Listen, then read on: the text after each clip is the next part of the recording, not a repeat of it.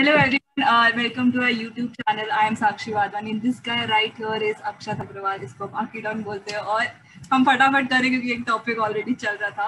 So the topic is अक्षत अग्रवाल ने एक article लिखा है फार्मास्यूटिकल कंपनी पे और उसने कुछ नया सीखा है and I'm really excited to know कि क्या नया सीखा है. Please go ahead. Okay, so मेरे को एक असाइनमेंट मिला था to write an article on 2-page article on Alchem Labs, which is a pharma company, Indian pharmaceutical company, and pharma company का एक तो एनालिसिस करना बहुत डिफिकल्ट होता है क्योंकि बहुत कैपिटल इंटेंसिव इंडस्ट्री है और अपने को नॉलेज, एटलीस्ट मुझे तो बहुत कम नॉलेज है उस चीज़ का. तो स्टार्टिंग विथ मतलब उसमें मेरे को क्वांटिटेटिव क्वालिटेटिव दोनों किया करना था. तो क्वालिटेटिव में सारा अपना, क्वांटिटेटिव में मतलब सारा रेशियोज और ये सब तो डेटा अपन को इजीली मिल जाता है quarterly report. But main learning मेरी हुई कि मुझे पता चला कि फार्मा इंडस्ट्री का कोड नेम, पहले तो डोमेस्टिक जो मार्केट है अपना, उसको आईपीएम बोलते हैं, इंडियन फार्मास्यूटिकल मार्केट, और वो दो में डिवाइडेड है, अक्यूट और chronic. Acute is basically, acute जो ड्रग सेगमेंट है वो होता है जो कुछ डिसीजेस को क्योर करता है, जो कि आपको तभी मिलती है ड्रग्स जो कि जब डॉक्टर प्रिस्क्रिप्शन देता है तो आप तभी खरीदते हो. और वेयर इज क्रॉनिक जो रेपिटेटिव होती है, जैसे कि डायबिटीज के लिए जो इंसुलिन चाहिए होते हैं आपको, या फिर नॉर्मल जेनरिक ड्रग्स जो आपको मतलब बिना प्रिस्क्रिप्शन के मिल जाते हैं. तो अल्केम लैब्स का करेंटली मार्केट शेयर अगर जहाँ बोले अपन, मतलब उनका प्रोडक्ट मॉडल, प्रोडक्ट मिक्स बोले, तो क्रॉनिक की तरफ उनका 15% है, वेयर एज अक्यूट में उनका 85% है. वेयर एज 5 साल पहले FY15 में उनका 90% अक्यूट में था और 10% क्रॉनिक में था बेसिकली. तो वो अपना एक फोकस वहाँ पे दिखा रहे हैं, तो कंपनी का एक फोकस दिख रहा है वहाँ पे. और ये उसका एक्चुअली स्ट्रेंथ है काइंड ऑफ, क्योंकि जब ई फार्मेसी आती है ना, मतलब ई फार्मेसी आजकल काफी बढ़ गई है, लोग ऑनलाइन मेडिसिन ऑर्डर कर रहे हैं, तो लोग क्रॉनिक ड्रग्स ज्यादा ऑर्डर करते हैं. और अक्यूट में यूजुअली क्या देखा होता है कि डॉक्टर ने प्रिस्क्राइब किया तो मैं घर जाके ऑनलाइन ऑर्डर नहीं करूंगा. आप क्या करते हो कि बाजू में जो फार्मेसी है क्लिनिक के या हॉस्पिटल के, वहां से आप खरीद लेते हो ड्रग्स. ये तुमको तो तो समझ यहाँ में पे भी नहीं आता है क्या लिखा है. तो जाना ही पड़ेगा. हाँ, तो आप मतलब हाँ एग्जैक्टली.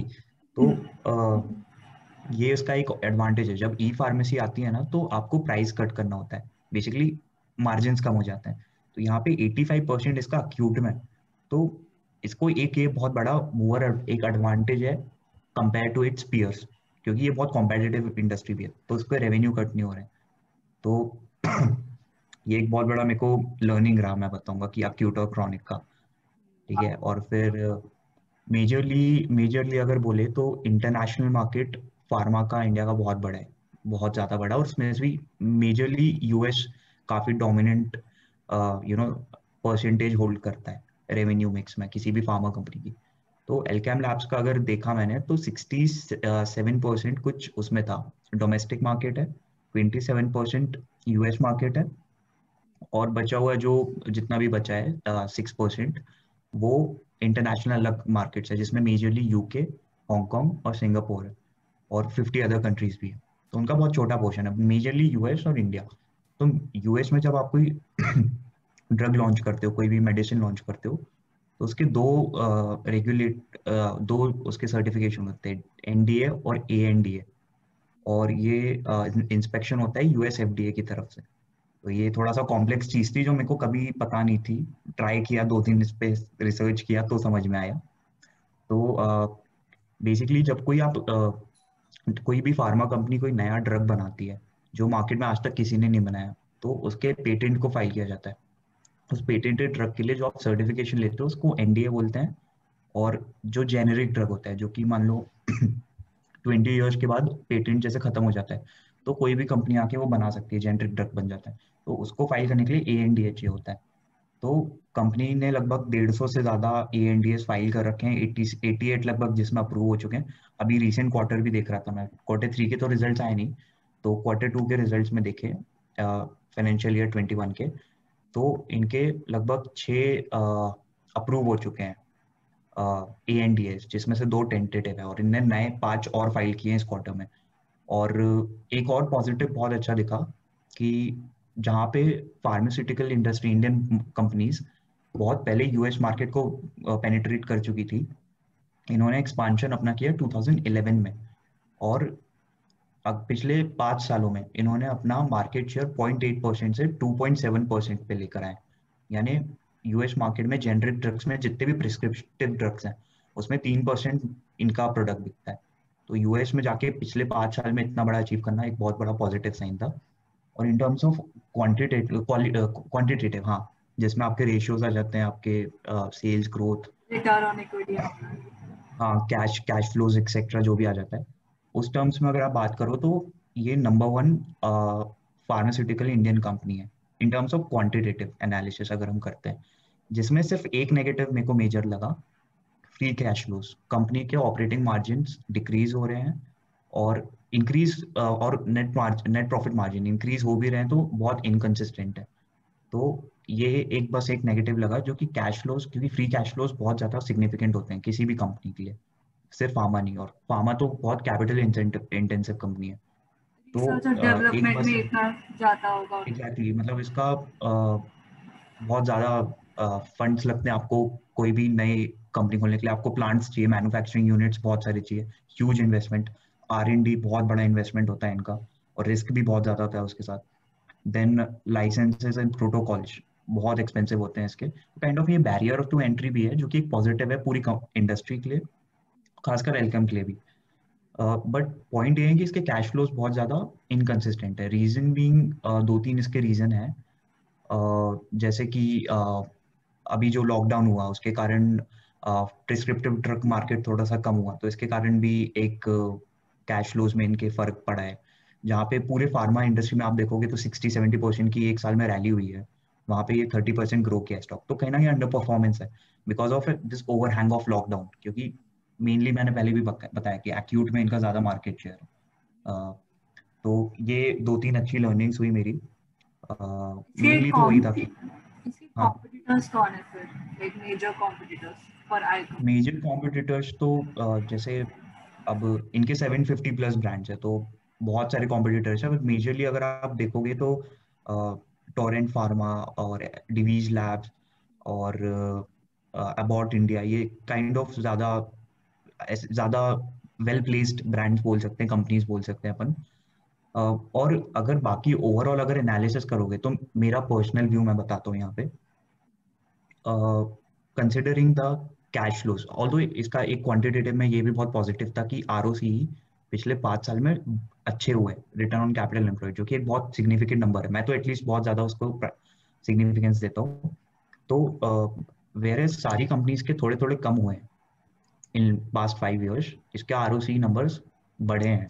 तो विच रिप्रेजेंट्स कि कहीं ना कहीं कंपनी कैपिटल को ज्यादा अच्छे तरीके से रिटर्न्स जनरेट कर पा रही है उस कैपिटल पे, बीट डेट और इक्विटी।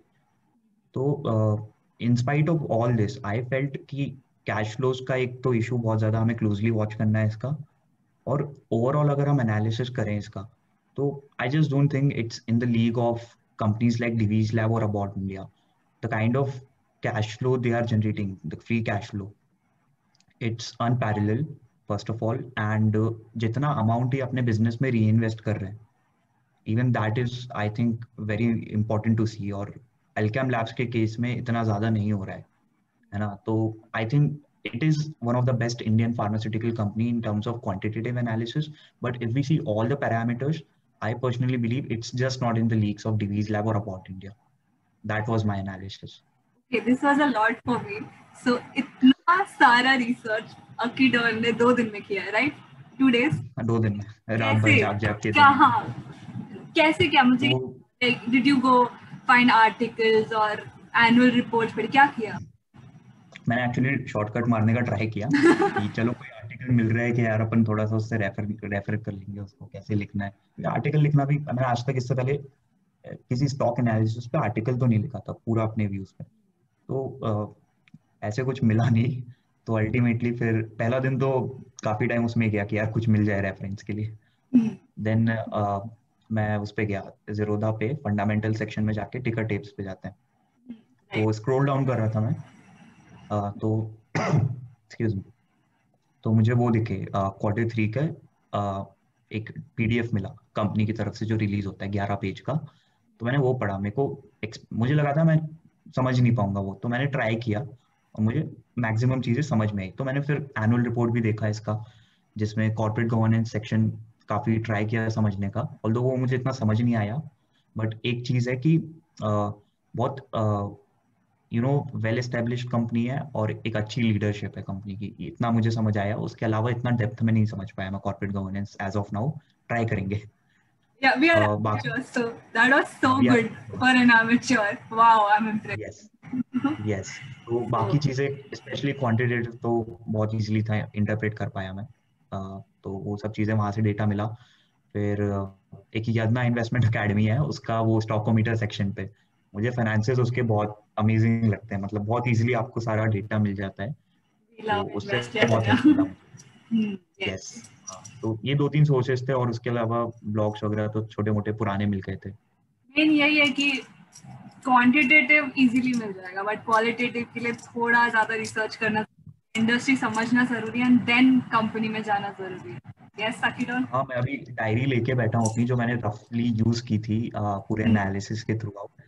तो मैं देख रहा हूँ अपने नोट्स, अभी मुझे खुद को समझ नहीं आ रहा है मैंने क्या लिखा था जब मैंने पूरा उसको you formally article. That's the good thing. You हाँ started from the start कि क्या होता है हाँ, PM में, क्या एक्यूट एंड क्रॉनिक, एकदम स्टार्ट से स्टार्ट किया. That's what you. वो बहुत फंडामेंटल था मतलब, और इतना इमेच्योर फील हो रहा था कि भाई तुझे इतना भी नहीं पता। जो फार्मास्यूटिकल लोग, मतलब टेक्निकल टर्म्स हैं ये सारे लोगों को पता है इंडस्ट्री में, जब आप एनालिसिस करने आते हो। मुझे स्टार्ट से स्टार्ट करना पड़ा और बहुत मजा आया, जेन्युइनली बहुत मजा आया। यही है, ये तुमको फाइनेंस वर्ल्ड में ऐसे ही टर्म्स मिलेंगे जो बहुत हार्ड है, but it's okay, will figure it out. सबका हर इंडस्ट्री के होते हैं, और हाँ हाँ, हर इंडस्ट्री का होता है, और इंटरनेट पे आपको कुछ भी मिल जाएगा, बस गूगल के 10th पेज तक पहुंचना है, सब मिल जाएगा, सब हाँ फ्री. यार, ये बहुत इरिटेटिंग है यार, एक तो वो पहली लिंक पे आपको चीजें नहीं मिलती हैं सही। बहुत मेहनत है यार ये बट मजा आता है, राइट? जस्ट मजा आता है। It's all worth it, it's for या you, it's for you. No money and you're learning out of it, so it's great या actually. I really enjoyed it. और अब अपीडॉन जाएंगे और फार्मासिस्ट से जाके बात करेंगे. नहीं, अभी तो नहीं, बट हाँ क्रॉनिक. करना ही चाहिए। It's a part of analysis actually, पता है माइक्रो या. लेवल पे। there's one fund manager, Saurav Mukherjee. He is the founder and fund manager at Marshallese Marcellus. Investment. वो एक्चुअली पता है इतने माइक्रो लेवल पे जाकर देखते हैं। He actually goes to the rural visits, अगर उन्हें देखना है कि ट्रैक्टर की सेल कैसे होने वाली है। If you want to analyse the business of Mahindra and Mahindra और Escort, he will actually go to the rural section of the India, various states, अपने नेटवर्क से पूछते हैं कि how's rural economy doing, how's the sales doing. So result से ज्यादा उनके पास data होता है, मतलब कंपनी से पहले उनके पास डेटा पहुंच चुका होता है। तो that's one approach I really like. तो मैंने भी 2-3 कंपनी से ट्राई किया है माइक्रो लेवल पे समझने का, वो अपन डिस्कस करेंगे इन सम other videos. Yeah. So we'll end this video right now, right? Yeah sure Amazing, Apidon. I'm so proud of you. And thank you so much for watching. And we'll bring more videos. I hope मेरा भी पहला article कभी आ जाए. So yeah, thank you. Better होगा वो, for sure. No, we'll do it together. Okay sure. Bye.